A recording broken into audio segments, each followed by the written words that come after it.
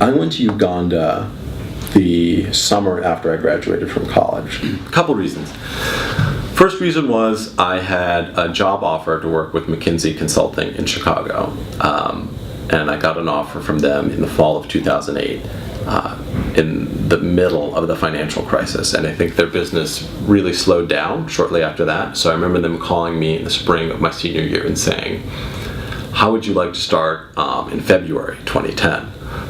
And I said, well, and they go, well, you're going to start in February 2010. So find something to do with yourself for 6 months.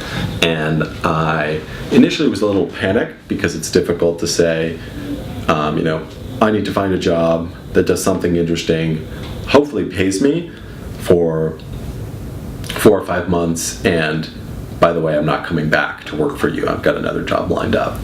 And the prospects for that I found were not actually very good in the United States, but I was able, through some friends, to get contact with people who work for the UN World Food Program, which is based in Rome, but has field offices in developing countries all over the world.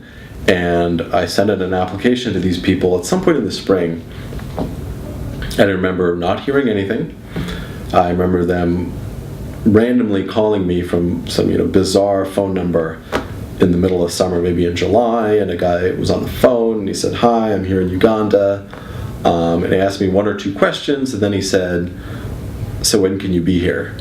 And I'm like, he's like, a week, or like 2 weeks, and I was like, well, I sort of just moved out of my dorm room. I don't, would need to look for a flight, would need to, get some of my stuff together. And he's like, okay, well, just call me back. So it was kind of a surprise, and I sort of went on a whim, I suppose, but I really enjoyed the experience. I thought it was super interesting and a very cool thing to do, especially if you have a short time after graduation.